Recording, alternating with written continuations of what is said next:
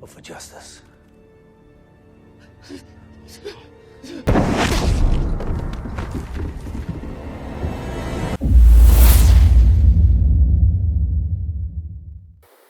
Orang ini adalah mantan agen rahasia. Kini dia hanya seorang peternak lebah.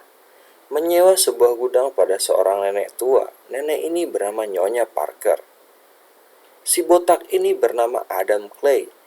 Kini kesehariannya hanya mengurus lebah. Nyonya Parker yang sedang mengerjakan skripsi menerima pemberitahuan di laptopnya bahwa laptopnya terkena virus. Silakan hubungi nomor di bawah. Tanpa pikir panjang, karena ketidaktahuannya, dia pun menelpon. Halo, luwak white coffee. Kopi enak, gak bikin kembung. Dia pun terjebak penipuan oleh sekelompok orang. Uang sebanyak 2 juta dolar hilang dari akun miliknya. Merasa dirinya telah merugikan banyak orang, karena uang yang hilang adalah milik yayasan yang dikelola oleh Nyonya Parker. Om Botak memerah madu yang dia perah dari lebah-lebah yang tidak berdosa, bermaksud untuk memberikan satu toples kepada Nyonya Parker. Tiba-tiba sang putri dari Nyonya Parker menangkap Om Botak.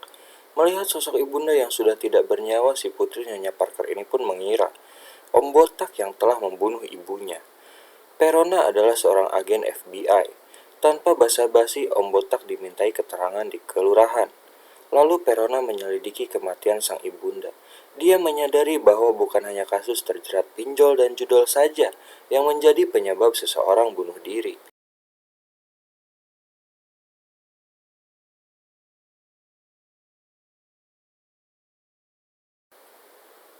Om Botak pun murka, mencari siapa dalang di balik penipuan ini. Mereka pun ditemukan.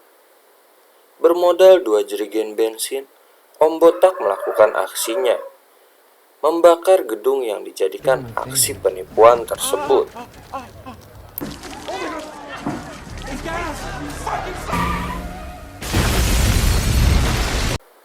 Sang penipu melapor kepada bos besar. Bos besar tidak mau tahu. Si penipu akhirnya membawa beberapa orang kuat untuk menghabisi si Om Botak. Om Botak adalah seorang mantan mata-mata nomor 1 di dunia. Tentunya beberapa cecunguk ini bisa dengan mudah dikalahkan.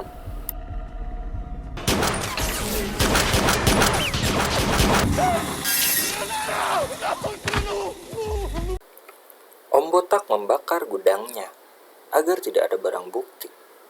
Ketika si penipu melarikan diri, Om Botak mengejar. Di jalan si penipu udah tahulah ya gimana nasibnya. Jadi putri duyung. Om Botak ngobrol dengan si bos besar. Bos besar panik, meminta bantuan mantan kapten CIA mengurus masalahnya.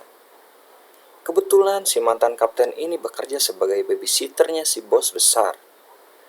Karena si bos besar adalah anak seorang presiden.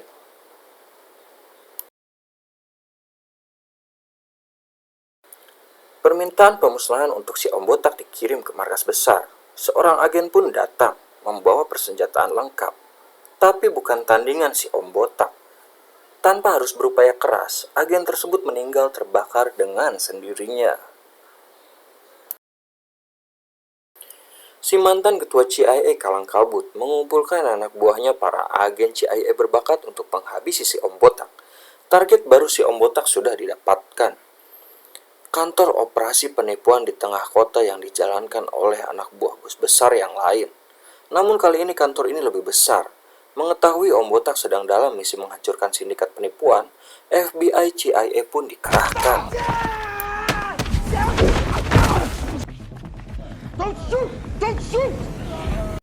Melawan mereka bukan masalah besar bagi si Om Botak.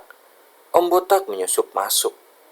Para elit yang sedang berjaga di luar pun masuk, mengepung Om Botak.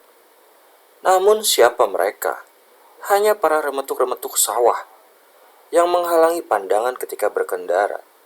Bukan masalah besar. Mereka pun dilibas dengan mudahnya oleh si Om Botak.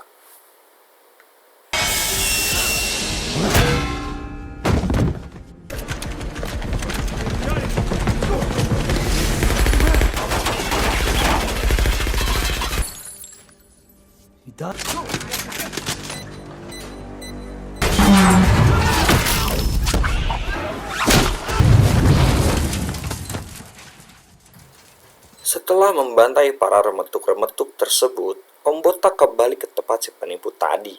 Om Botak menginterogasi si penipu untuk mengungkapkan siapa dalang di balik semua sindikat penipuan ini. Tanpa banyak drama, semua diungkapkan bahwa bos besar adalah anak seorang presiden. Sang anak presiden meminta bantuan kepada kepala CIA. Namun Om Botak tanpa sepengetahuan mereka menyusup masuk. Om Botak pun masuk dengan santai, memasang bom pada setiap kendaraan. Sementara si anak presiden merengek kepada ibunya, minta dilindungi dari si Om Botak. Om Botak menyusup masuk. Namun ketua FBI yang mengetahui kejahatan si anak presiden meminta penjelasan kepada presiden.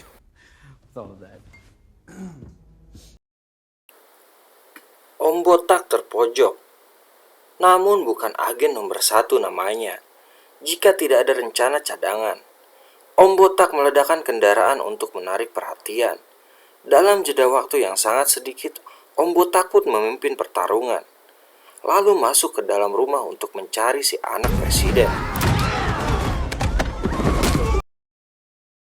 Semua dilibas, FBI, CIA, bahkan gangster tersadis pun habis dilumat oleh si Om Botak.